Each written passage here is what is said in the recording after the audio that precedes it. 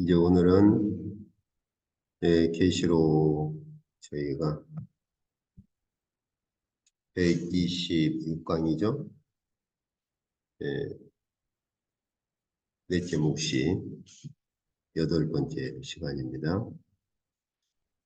이제 오늘은 저희가 그 계시록에 사용된 구약의 그 예언의 배경들을 좀 보려고 합니다.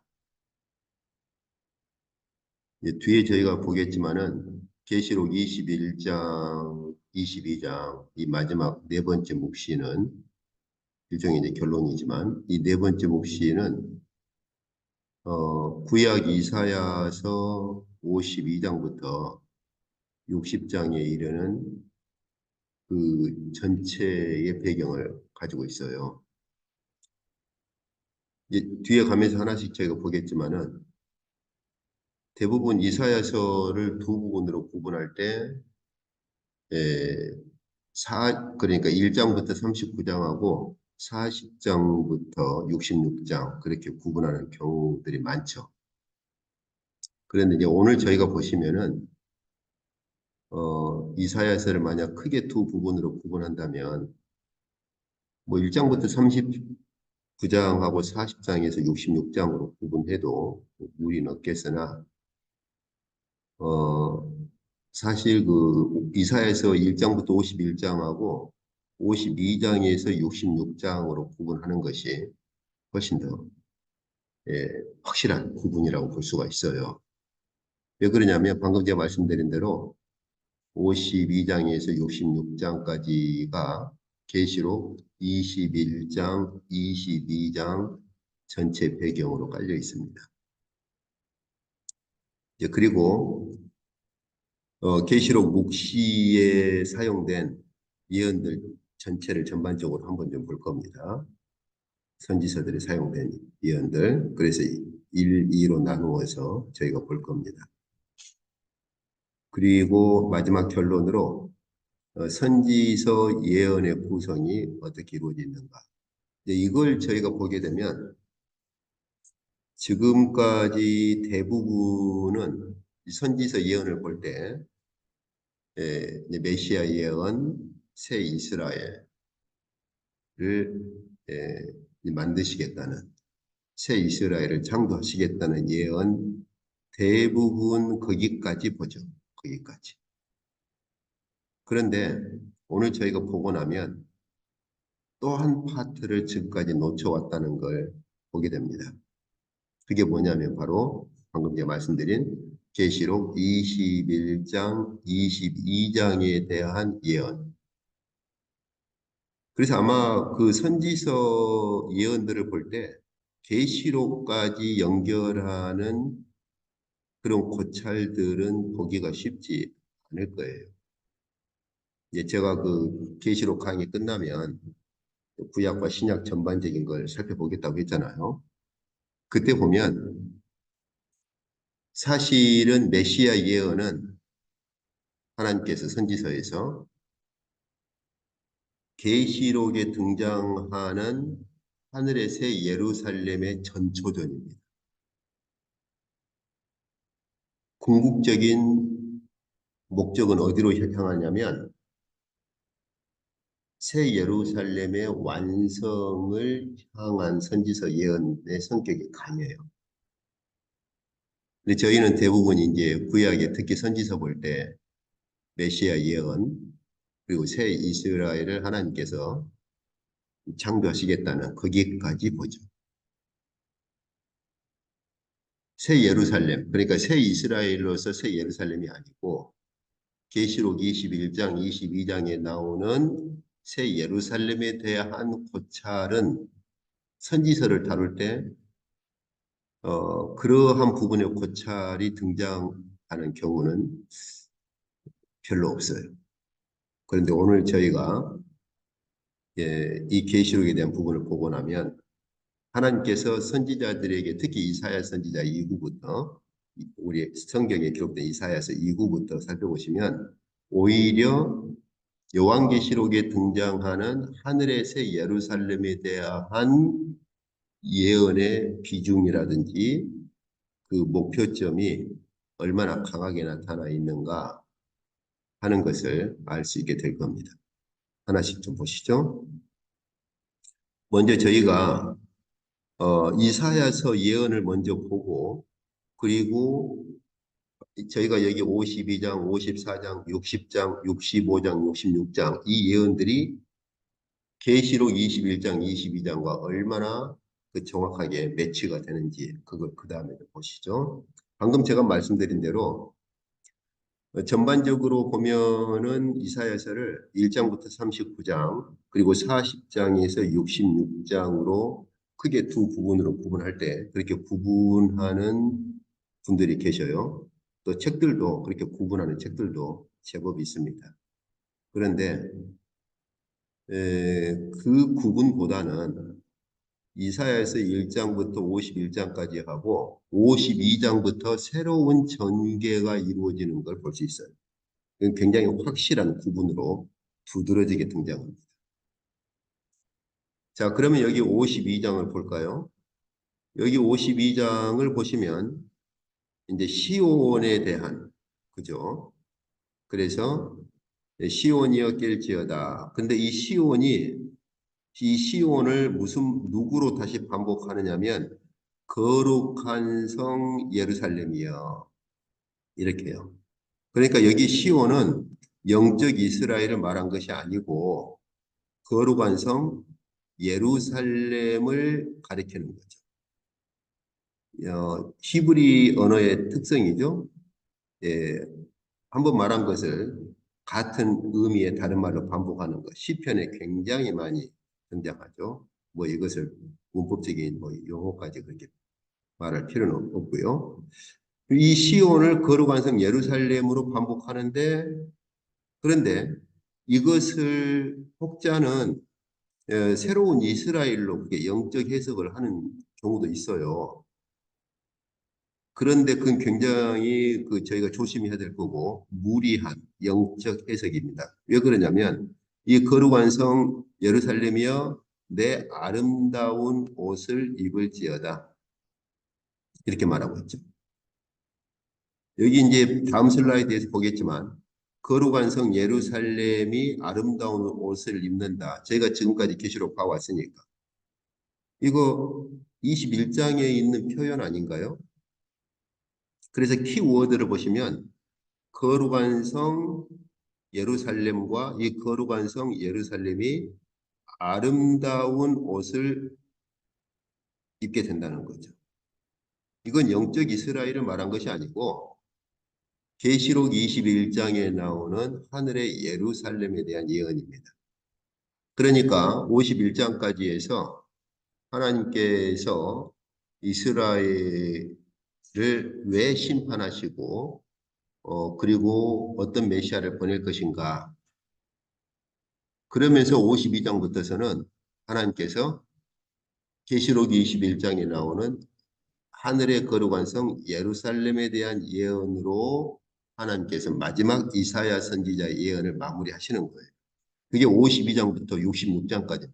아주 많은 분량을 할애하고 있죠. 그러니까 아까 제가 말씀드린 것처럼 이름에도 불구하고 선지서를 볼 때 이 선지서에서 하나님께서 이사야 선지자에게 예언하시고 약속한 이 약속에 있어서 요한계시록에 등장하는 하늘의 예루살렘으로까지 이 예언의 성취를 끌어가는 그런 경우는 흔치 않고 또 책들을 봐도 그렇고 이 부분을 계시록으로까지 이 예언의 성취를 계시록에서 찾거나 계시록으로 끌어가는 경우가 거의 없어요. 그리고 이 시온성, 거룩한 성 예루살렘을 1차적으로는 너 공고하며 광풍에 요동하여 안위를 받지 못한 자여 현재 이스라엘의 상태를 그렇게 말하고 있죠. 그런데 보라 앞으로 어떻게 하신다? 하나님께서 화려한 채색으로 내 돌들 사이에 더하고 청옥으로 내 기초를 쌓게 될 것이다. 그렇죠? 그리고 홍보석을 가지고 성벽을 만들고 성류석으로 이게 다 보석의 일종입니다. 성류석으로 성문을 만들고 그 다음에 네 지경을 내가 보석으로 다 이렇게 꾸며주겠다. 어떻습니까? 어디가 생각납니까? 계시록 22장 아닙니까? 보석이 물론 정확하게 이렇게 일치하지는 않아요. 근데 그것은 그럴 수밖에 없는 게 이사야 선지자 당시 때 그때 고대 세계에서 사용하던 보석하고 하나님께서 그 묵시를 주실 때 로마 당시에 보석하고 그런 차이들도 있고 이런저런 차이들이 있기 때문에 그런 거고 근본 개념은 어떤 겁니까? 보니까 기초를 보석으로 쌓고 청옥이라는 보석, 성벽도 홍보석으로, 성문도 성류석으로, 성류석이라는 보석, 그 다음에 예루살렘의 지경을 다 보석으로 꾸민다. 이건 같은 계시록 22장에 있는 하늘의 성 예루살렘과 같은 성격이죠. 그래서 이 키워드를 보시면 기초는 청옥으로 이루어지고 성벽은 성류석, 성벽이 홍보석이죠, 홍보석. 예, 여기 홍보석. 그 다음에 성문은 성류석. 예루살렘의 지경은 다 보석으로 그렇게 꾸며진다. 그러니까 우리가 너무나 잘 아는 이사야에서 53장 메시아, 고난받는 메시아 예언은 이 사이에 있는 거예요. 무엇을 할 수 있죠? 우리는 53장을 따로 떼서 보니까 그런데 고난받는 메시아가 그 53장에 우리가 너무나 잘 아는 고난받는 메시아로 하나님께서 예수 그리스도를 보내시는 것으로 끝나느냐? 그것의 궁극적인 목적지가 어디냐? 53장에 이어서 54장 하늘의 예루살렘의 완성이죠. 그렇기 때문에 53장의 고난받는 메시아 예언은 54장의 하늘의 거룩한 성 예루살렘으로 연결되는 겁니다. 그리고 60장에 가서 내 빛이 이르렀는데 어떤 빛이냐? 여호와의 영광이 임할 것이다. 그리고 모든 민족들은 그 영광의 빛으로 왕들은 그 광명 속으로 이제는 나오게 될 것이다. 역시 키워드가 어떤 것들입니까? 여기 스펠이 좀 잘못됐죠? 예루살렘의 빛이죠. 그리고 여호와의 영광, 모든 민족과 왕들이 그 영광의 빛 속으로 들어온다는 겁니다.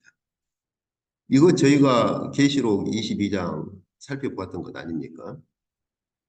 그렇죠? 그리고 65장, 66장 마지막 결론이 무엇입니까?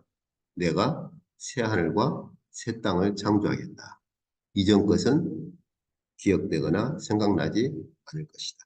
즉, 새 하늘과 새 땅, 그리고 옛 하늘과 옛 땅은 이제는 기억되지도 않고 생각나지도 않을 것이라는 거죠. 52장에서 66장에 이르기까지 마지막 종말에 하늘에서 임할 거룩한 성 예루살렘에 대한 예언으로 가득 차 있어요. 아주 많은 분량이 할애되어 있죠. 그런데 방금 제가 말씀드린 것처럼 저희는 보통 선지서 그러면은 어디까지에서 그칩니까? 메시아 예언으로 끝나죠. 자, 그러면은 계시록하고 이사야서 방금 이 부분하고 비교를 해봅시다. 자, 거룩한 성 예루살렘이여 내 아름다운 옷을 입을지어다. 그런데 계시록 보니까 하나님께서 이 거룩한 성 새 예루살렘을 묵시로 사도 요한에게 보여주시는데 신부가 남편을 위해서 단장한 것 같은데 이 아름다운 옷과 신부가 남편을 위해 단장한 것이 무엇이냐? 방금 저희가 보신 것처럼 이사야에서 54장 보니까 기초부터서 성벽, 그 다음에 지경에 이르기까지 보석으로 다 꾸며져 있는데 여기 계시록 보세요. 역시 성화, 성, 그, 성벽을 말하죠. 성벽은 표곡이라는 보석으로. 그렇죠? 그래서 여기 보시면은 성벽은 벼곡이라는 보석으로. 그 다음에 그 성은 금으로, 정금으로, 맑은 유리와 같은 정금으로. 그 다음에 기초석은 각색 보석으로. 여기 기초석은 어떤 거였죠? 여기 보시면은 청옥이라고 되어 있는데 계시록에서는 각종 보석. 성벽은요. 여기 보시면은 성벽을 홍보석으로. 근데 여기 성곽은 성벽을 말하죠. 벽옥으로. 그렇죠? 그 다음에 성문은 성유석으로. 그러니까 하나님께서 요한계시록 21장 18절 19절에서 성을 이렇게 그 묘사하는데 하늘에서 내려오는 거룩한 성 예루살렘을 보여주시는데 이 하늘에서 내려오는 거룩한 성 새 예루살렘이 무슨 예언에 근거하고 있는 거예요? 이미 하나님께서 이사야 선지자에게 예언하신 그 예언에 근거하고 있는 것이죠. 여기서 제가 무엇을 알 수 있죠? 계시록만 보신 분들은 전에도 제가 한번 언급을 한 것 같아요. 제가 한국에 있을 때 어떤 분이 뭐 천국에 가봤는데 가보니까 뭐 그냥 금으로 다 뭐가 지어졌고 뭐 황금이 그냥 가득 차 있더라고. 그렇게 간증을 하던데 사실 이 표현은 이사야서 예언의 성취, 이사야서 예언의 완성으로서의 표현이에요. 그렇죠? 역시 영광에 대한 부분도 마찬가지입니다. 이사야 선지자에게 하나님께서 완성하실 새 예루살렘, 하늘의 예루살렘에 대한 예언을 빛으로, 그래서 여호와 영광의 빛으로 예언하셨는데 계시록에서 드디어 하나님의 영광이 비치고, 그렇죠? 그래서 여기에 보시는 것처럼 하나님의 영광이 비치고 어린 양이 그 빛을 비추는 그러한 역할을 하시는데 모든 민족이 그 빛 가운데로 그렇게 들어오고 그 빛 가운데서 다닌다. 이건 이미 하나님께서 이사야 선지자에게 예언하신 거죠. 그래서 여호와의 영광이 임하면 모든 나라들, 왕들은 그 영광의 빛 속으로 들어올 것이다. 이렇게요. 그래서 21장 여기 10절부터 보시면 이 두 가지가 또 다 합쳐져 있죠. 하늘에서 내려오는 거룩한 성 예루살렘을 보니까 하나님의 영광이 그 거룩한 성 예루살렘에 있고 그리고 그 성의 빛이 여러 보석과 같더라. 벽옥, 그렇죠? 수정, 복원 등등 여러 가지 귀한 보석과 같더라. 이렇게요.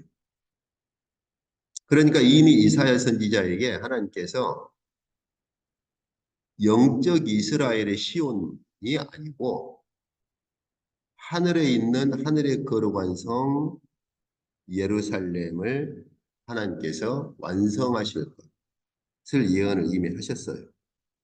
그리고 그 거룩한 성 예루살렘이 어떻게 완성될 것이냐. 그래서 보석들로 기초석부터 이 벽이 쌓아지고 그리고 거기에 여호와 영광이 임하고 그 거룩한 성 예루살렘에 결국은 마지막에는 심지어 모든 민족들이나 왕들까지도 그렇게 들어올 것이다. 이런 예언을 하셨는데 바로 그 예언이 완성될 것을 계시록 21장에서 사도 요한에게 묵시로 보여주시는 거죠. 여기서 오해하시면 안 되는 게 만국이 그 빛 가운데로 다닌다 그러니까 결국은 그 구속받지 못한 모든 민족들이 다 들어온다는 말이냐 그 말이 아니고 온 세상이 하나님 나라가 된다라는 표현입니다. 저희가 그 천사가 그 11장에서 그 선언을 하죠. 세상 나라가 주와 그 그리스도의 나라가 된다라고 선언을 하는데 바로 그 표현이죠. 결국은 모든 민족은 하나님의 그런 나라가 되는 것이고, 그래서 모든 민족은 영광의 빛 가운데로 결국은 들어오게 된다는 표현이지, 뭐 그러면 구원받지 못한 그런 민족들이나 왕들까지도 다 그리 들어온다는 말이냐, 그런 표현이 아니에요. 왜냐하면 계시록 21장, 22장은 20장에서 마지막 종말의 대전쟁이 끝나고 심판도 끝나버리죠.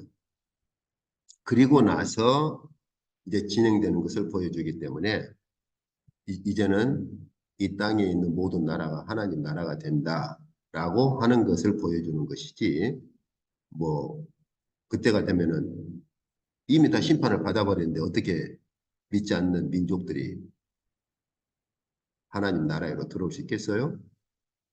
그리고 65장, 66장 결론이 뭡니까? 새하늘과 새 땅을 창조하겠다.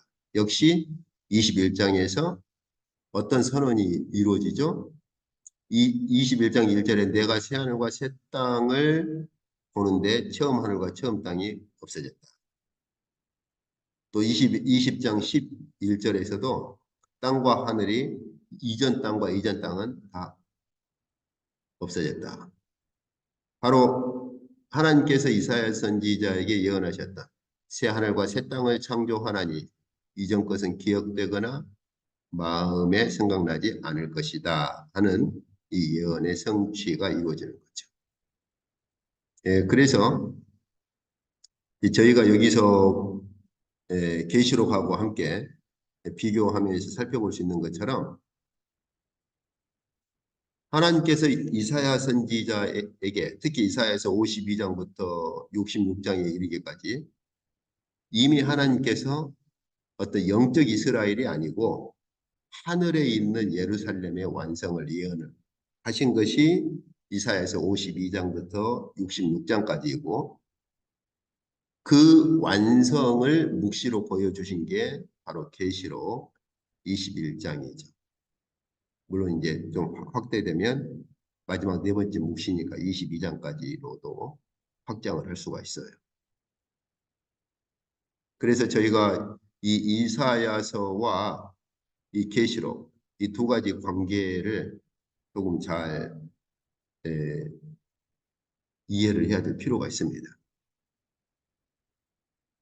안 그러면 제가 방금 말씀드린 것처럼 선지서를 살펴볼 때 메시아 예언 그리고 새 이스라엘을 하나님께서 세우신다고 하는 것 그 정도로 끝나버려요. 하늘의 예루살렘을 다루진 않아요. 선지서 보면서 하늘의 예루살렘까지 다루는 어떤 책이라든지 그런 경우들을 보기가 쉽지가 않죠. 그러나 분명히 하나님께서는 예, 저희가 방금 지금 보고 있는 것처럼 이사야서 52장부터 66장까지 해서 사실은 하늘의 거룩한 성 예루살렘에 대한 예언으로 이사야 선지자에게 주신 예언을 마무리하시는 거예요. 근데 이건 이사야서만 그러냐? 그렇진 않아요. 에스겔서도 그래요. 자, 그러면 저희가 조금씩 더 이 계시록의 순서를 따라서 한번 구약에 사용된 예언들을 좀 살펴봅시다.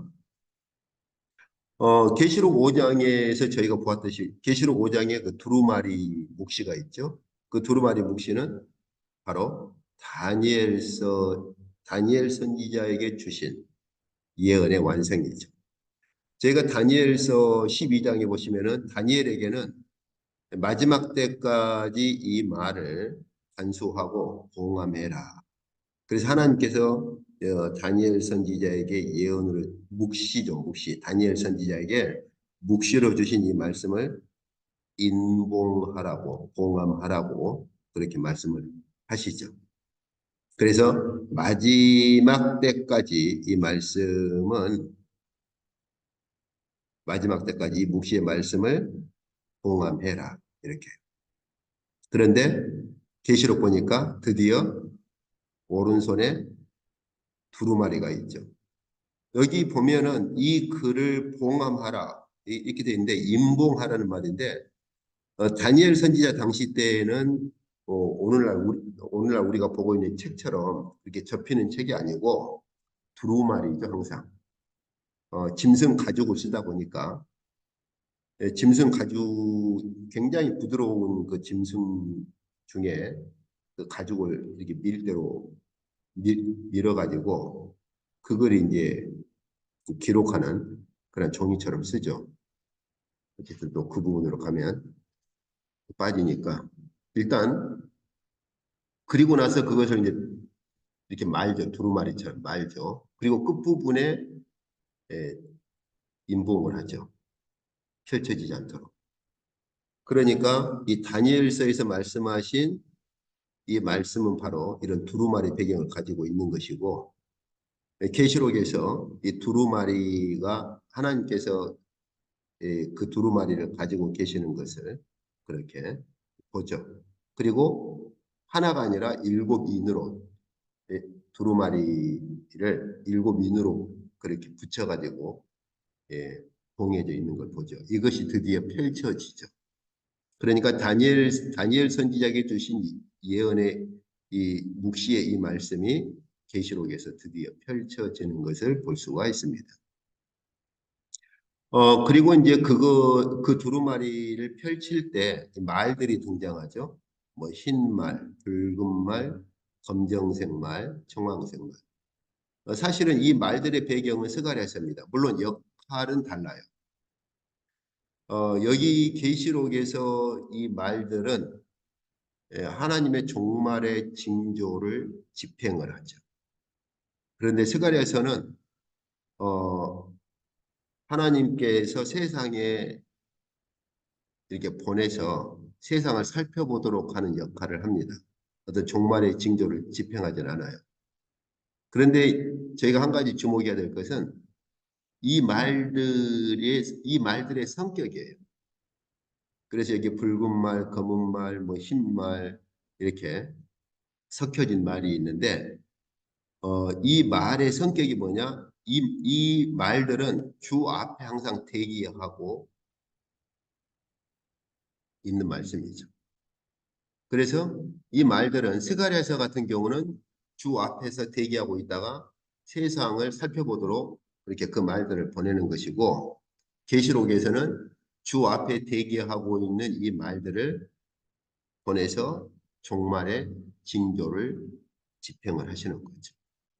그래서 그 말들 스가랴서하고 계시록의 말들의 성격은 다르지만 역할은 다르지만 성격은 주님 앞에서 대기하고 있는 그러한 상징적인 것으로 그렇게 보여줍니다. 그래서 어떤 존재가 주님 앞에서 대기하고 있는 거죠. 그래서 주께서 무슨 일을 시키시면 그 일을 집행을 하죠.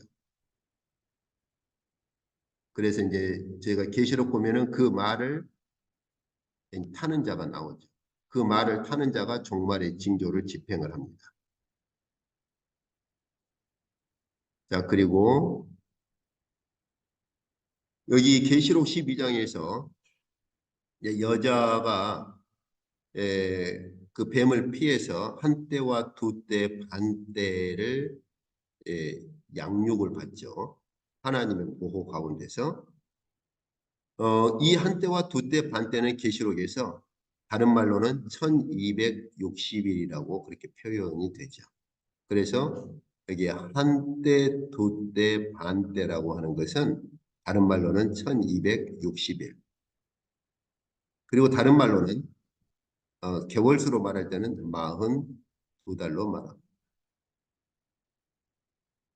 그러면 이 한 때, 두 때, 반 때, 그리고 1260일, 그리고 42달이라는 개념은 어디서 온 거냐? 저희가 이미 살펴보셨지만 이 다니엘 하나님께서 다니엘 선지자에게 말씀하신 그 한때, 두때, 반때를 반영을 하는 것이죠. 그래서 여기 한때, 두때, 반때는 이게 이제 3년 6개월 아닙니까? 네. 이걸 가지고 이용해서 뭐 7년 환란을 그렇게 주장하는데 7년 환란 이걸 근거로 7년 환란 주장하는 것은 별로 설득력이 없어요. 그리고 71회 중에 69일회가 집행되고 마지막 한 일회를 가지고 또 이걸 한 일회를 3년 반 그리고 또 나머지 3년 반 이렇게 확장을 하는데 그것은 신학적인 이론 안에다가 본문을 집어넣는 것이고 본문에서는 그걸 지지하지 않습니다. 어쨌든 뭐 이제 그런 부분 다 다루려면 너무 시간이 없고 여기 한때, 두때, 반때가 어느 때냐? 여기 보시면은 지극히 높으신 분을 말로 대적하고 성도를 괴롭게 하고 그래서 한때, 두때, 반때 동안 그렇게 즉 3년 6개월 동안 그렇게 할 것이다. 그래서 3년 6개월이 지날 정도가 되면 성도의 권세가 다 깨질 정도가 된다. 이 3년 6개월은 계시록에서 방금 본 것처럼 바로 교회가 보호받는 기간입니다. 3년 6개월 동안 양육받고 보호를 받습니다.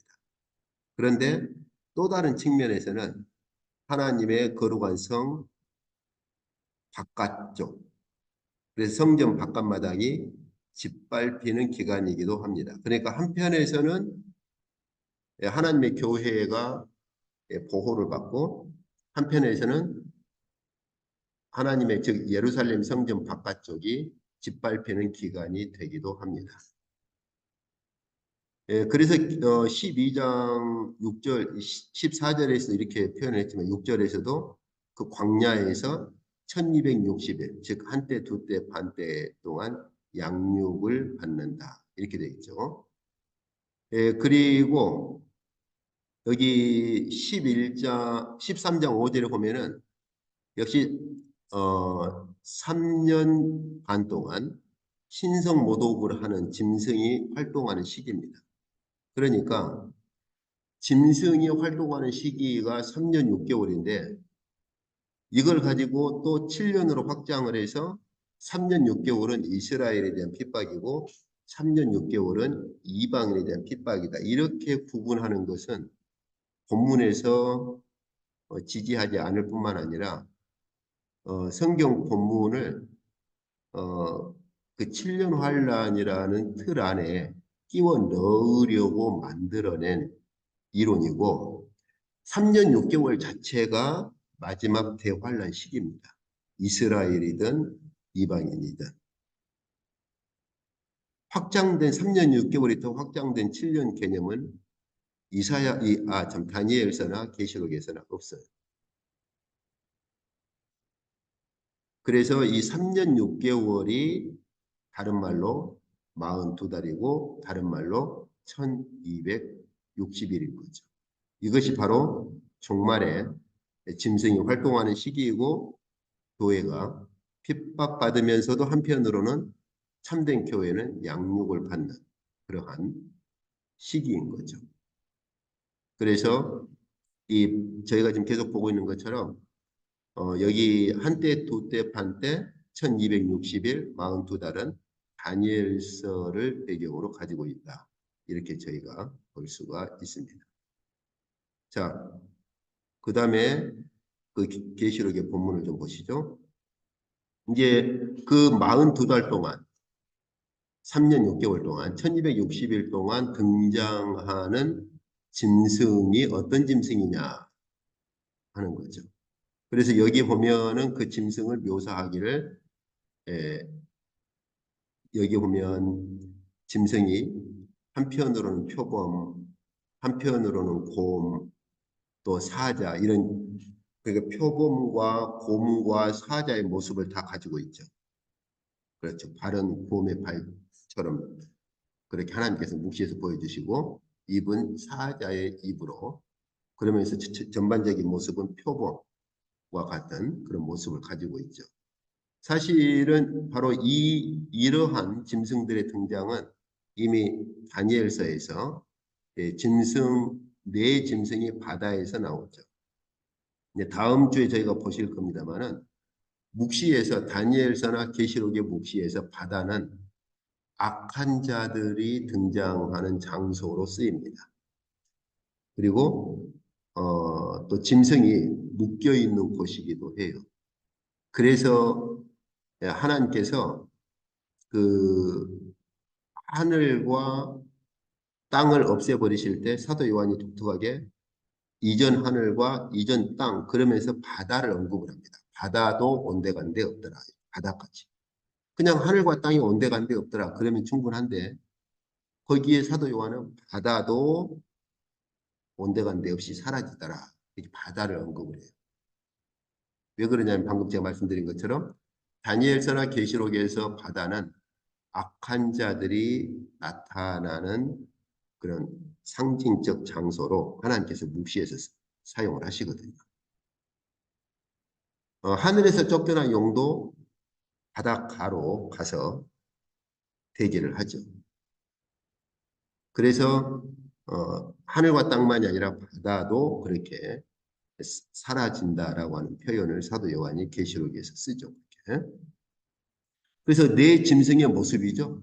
그래서 사자, 그 다음에 곰, 표범 이런 네 짐승의 모습이 바로 계시록의 짐승에서는 하나님께서 다니엘에게 보여주신 이 모든 짐승들의 모습을 계시록에서는 마지막 종말에 등장하는 짐승이 다 가지고 있죠. 그리고 네 번째는 짐승이 아니라 정말 그 적그리스도로서 이렇게 등장하는 그러한 파워, 그런 권력을 가지고 있죠. 그래서 그 네 번째 짐승에서는 여기 보면은 모든 짐승과 달라서 심히 무섭더라. 이렇게 돼 있죠. 이 넷째 짐승은 그리고 그 네 번째 짐승의 머리에는 열 뿔이 있죠. 이렇게. 바로 이것을 계시록에서는 역시 바다에서 여기 바다에서 이 다니엘서도 보면 하나님께서 묵시해서 바다에서 나오는 걸로 이렇게 보여주시는데 계시록에서도 바다에서 짐승이 나오는데 열 뿔이 있죠. 이게 바로 다니엘서에서 말한 네 번째 짐승입니다. 그래서 네 번째 짐승은 마지막 다시 말해서 이 모든 표범이나 곰이나 사자의 모든 모습을 가지고 이때 이 네 번째 이 짐승은 그 모든 권세를 다 가지고 있는 그러니까 13장 1절에 보면 바다에서 한 짐승이 나오죠. 바다에서 한 짐승이 나오는데 이제 즉 적그리스도가 나오는 거죠. 머리에 그 열 뿔이 있죠. 이 바다에서 나오는 적그리스도로서 한 짐승이 13장 2절에 보면 다니엘서에 나오는 모든 짐승들의 모습을 다 가지고 있다는 거죠. 그러니까 아주 어마어마한 권력을 가지고 있는 것이죠.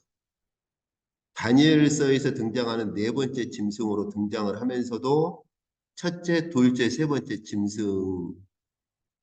짐승의 그러한 특성, 그러한 첫째, 둘째, 셋째 모든 짐승을 다 가지고 있으니까 즉 다니엘서의 네 짐승의 종합으로 이제 계시록에서 적그리스도가 등장하는 것이죠. 그러니까 보통 그 권력이 아니겠죠. 그죠? 그래서 그 짐승에 이런 일곱 머리와 열 뿔이 있고 하나님을 모독하는 이름들이 가득하다. 이렇게 되어 있습니다. 자, 그리고 이제 저희가 그 다음에 여기 계시록에서 아마겟돈 그 대전쟁에 대한 하나님의 그 묵시도 바로 스가랴서에서 가져오는 걸 볼 수 있어요. 여기 스가랴서에서는 천하 만국이 하나님의 백성을 치려고 모이거든요. 예루살렘을 치려고 모이는데 그 장소가 어디냐? 무깃도라 여기.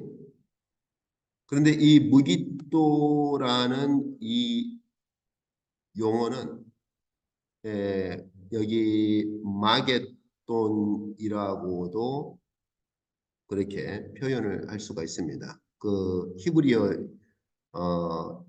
이문이라고 그러는데 그 히브리어 사본들 중에는 이 무 발음이 마로 그렇게 가는 경우도 있어요. 여기 아는 한글로 지금 아라고 되어 있는데 그리스 성경에서는 하르입니다. 하르, 하르마게돈. 하르라고 하는 건 히브리어 산이란 뜻이죠. 그러니까 하르마게돈이라 그래서 이 무기토가 있는 큰 산 골짜기 이걸 말하는 것이죠. 그래서 하나님께서 이 계시록에서 묵시로 마지막 종말의 대전쟁 그래서 이 두 짐승의 입으로부터 나가는 그런 더러운 영이 모든 민족을 다 끌어모으고 용의 입에서 나간 더러운 영 그래서 새 영, 용의 입에서 나간 더러운 영, 두 짐승의 입에서 나간 더러운 영, 새 영이 모든 민족을 다 끌어모으죠. 바로 이것은 바로 방금 저희가 본 스가랴서에서 하나님께서 예언하시는 것이 어떻게 이루어질 것인가 이것을 하나님께서 묵시로 사도 요한에게 보여주시죠. 이제 조금 무리한 분들은 또 여기 아마겟돈하고 곡과 마곡은 뭐 다르다 뭐 이렇게 주장하는 분들도 있는데 그건 조금 심하게 좀 무리하는 거죠. 자, 그리고 여기 보면은 에, 역시 종말의 대전쟁이 세 번 나온다 그랬죠. 제가 전에 16장, 19장, 20장. 그래서 여기 이미 16장에서 용과 두 짐승에서 나간 더러운 영이 모든 민족을 끌어모아서 아마겟돈 대전쟁을 치르고 심판을 받죠. 그런데 또 19장에서 또 짐승과 땅의 임금들이 모여가지고 또 대전쟁을 일으키다가 짐승이 또 잡힌단 말이죠. 그러니까 이미 16장에서 아마겟돈 전쟁이 치루어졌는데 또 19장에서 또 종말의 대전쟁이 또 일어나요. 무슨 말이냐? 계시록에서는 두 가지가 공존한다 그랬죠. 반복성과 시간의 연속성. 하나님께서 종말의 대전쟁을 세 번을 반복해서 묵시해서 사도 요한에게 보여주신다라고 하는 것 저희가 이미 보았었죠. 그리고 마지막 이 곡과 마곡. 이 곡과 마곡도 종말의 대전쟁에 대한 묵시죠. 제가 이 구약적인 배경은 여기다 언급을 안 했는데 그래서 곡과 마곡도 종말의 대전쟁이고 그래서 다시 여기 예, 용이 모든 민족을 끌어모아서 바로 이 재림하시는 주님과 종말의 대전쟁을 또 일으키죠. 그러니까 종말의 대전쟁을 하나님께서 세 번을 반복해서 여러 가지 측면에서 보여주시죠. 한쪽 측면에서는 아마겟돈이라고 하는 종말의 대전쟁, 또 다른 측면으로는 곡과 마곡이라고 하는 구약의 예언을 성취하시는 것으로 그리고 또 한 측면에서는 짐승과 땅의 임금들이 또 종말의 대전쟁을 일으키는 것으로 이렇게 그래서 이제 저희가 볼 수 있는 것처럼 종말의 대전쟁도 이처럼 스가랴서나 구약의 예언의 배경을 가지고 있다. 전에 저희가 곡과 마곡에 대한 그 구약의 배경을 이미 살펴보았었죠. 계시록에서.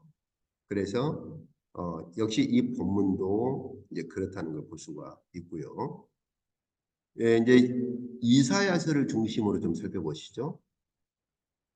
여기 이사야서 같은 경우도 종말의 심판에 대한 예언을 이미 하나님께서 이사야 선지자를 통해서 하실 때 하늘의 만상이 사라지고 그렇죠? 그래서 하늘이 두루마리처럼 그렇게 말릴 것이다.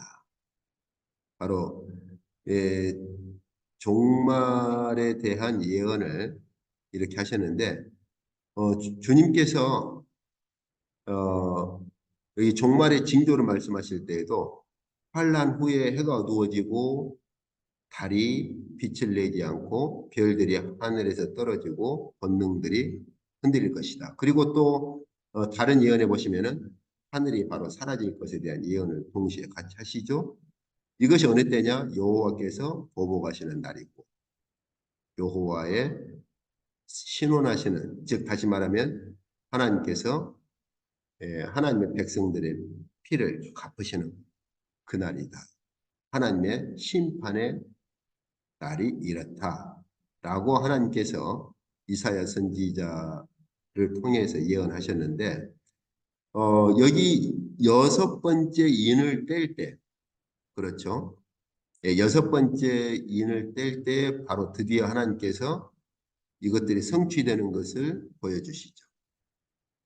그래서 지진이 나고 해가 이렇게 검어져서 어두워져 버리고 달은 피처럼 그렇게 되어버리고 하늘의 별들이 무화과 나무가 떨어지는 것처럼 그렇게 떨어져 버리고 마지막 하늘은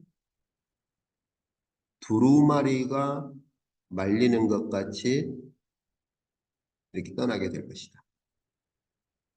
그래서 이사야서에서 하나님께서 그 종말의 심판을 행하시는 그 날에 나타날 징조를 이렇게 말씀하셨고 이 배경을 가지고 마태복음 24장에서 주님께서 말씀을 하셨는데 바로 이것을 하나님께서 사용하셔서 종말의 징조를 묵시로 사도 요한에게 보여주시는 걸 볼 수 있죠.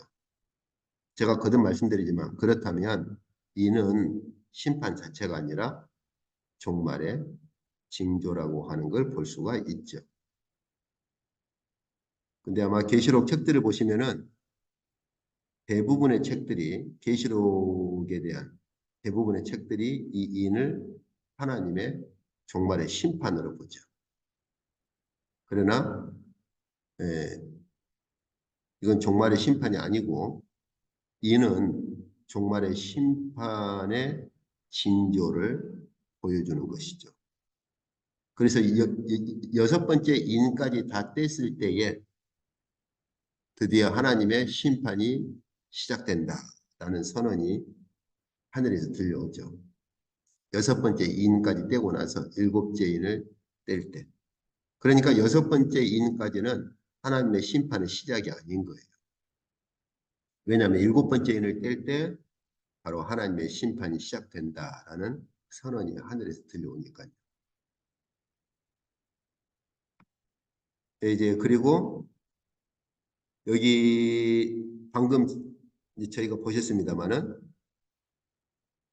여기서 보시는 바와 같이 52장부터 66장에 이르기까지 바로 종말에 완성될 하늘의 예루살렘에 대한 예언을 이사야 선지자를 통해서 52장에서 66장까지 이렇게 예언을 하셨는데 바로 그 이사야 선지자에게 주신 종말의 하늘의 예루살렘에 대한 그 예언이 어떻게 완성되느냐를 구체적으로 보여주시는 것이 바로 계시록이죠. 그래서 하나님께서 이 계시록의 이 묵시에서 바로 이사야 선지자에게 예언하셨던 하늘의 예루살렘이 어떻게 완성될 것인가를 보여주는 게 이제 계시록 21장이에요. 20장 하반부터. 그러나 정확히 말하면 네 번째 묵시 부분이죠. 그러니까 저희가 그 보면 이사야 선지자에게 예언하실 때 52장부터 66장 마지막 결론을 하늘의 예루살렘에 대한 예언으로 마지막 결론을 맺으신 것처럼 계시록도 마지막 네 번째 묵시를 이사야 선지자, 이사야서의 52장부터 66장까지를 어떻게 완성하실 것인가로 마무리하는 게 계시록의 마지막 결론입니다. 그리고 하나님께서 그것을 보여주셔요. 예, 에스겔서라든지 그런 부분들은 다음 주에 또 한 번 더 보시죠. 본문에 들어가서 보실 때. 이것도 이제 아까 저희가 보았었죠. 새 하늘과 새 땅에 대한 부분들이죠. 자, 그럼 이제 선지서 예언의 그 구성을 간략하게 저희가 정리를 한번 좀 해보시죠. 선지서는 크게 세 가지입니다. 이사야서부터 이 선지서 전반적으로 이르기까지. 물론 이제 그렇지 않은 선지서도 이제 있죠. 오바데서라든지 뭐 이런 요나서라든지. 그러나 우리가 뭐 대선지, 소선지 해가지고 큰 흐름으로 볼 때 그렇다 이겁니다. 자, 그래서 심판에 대한 경고가 있고 그 다음에는 하나님께서 보내실 메시아에 대한 예언, 그리고 새 이스라엘을 어떻게 회복하실 것인가 이렇게. 여기까지가 지금 일반적으로 많은 경우 책들이나 혹은 이제 교회에서 다루고 있는 선지서에 대한 부분이죠. 이 두 부분. 그렇죠? 그런데 지금까지 저희가 보신 것처럼 또 한 가지가 있다. 그게 뭐냐? 바로 종말에 하나님께서 다니엘 선지자에게 예언하신 것처럼 종말의 적그리스도 등장과 함께 종말의 역사를 어떻게 하나님께서 이끌어 가실 것인가. 근데 그걸로 끝나지 않고 더 나아가서 실제적으로 하늘의 예루살렘이 어떻게 완성될 것인가. 이거죠. 바로 이 부분이 안타깝게도 에, 좀 현재 좀 간과되고 있는 그런 부분이라고 볼 수가 있거든요. 그래서 제가 거듭 말씀드리지만은 에, 선지서들을 볼 때 하늘의 예루살렘, 마지막 종말에 하나님께서 하늘로부터 내려오는 그 하늘의 예루살렘을 어떻게 완성하실 것인가.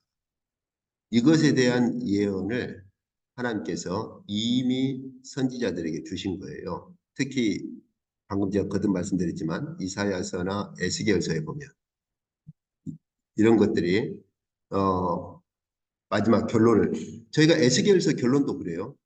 이사야처럼 에스겔서 그 결론도 보면은 마지막 예루살렘에 대한 완성입니다.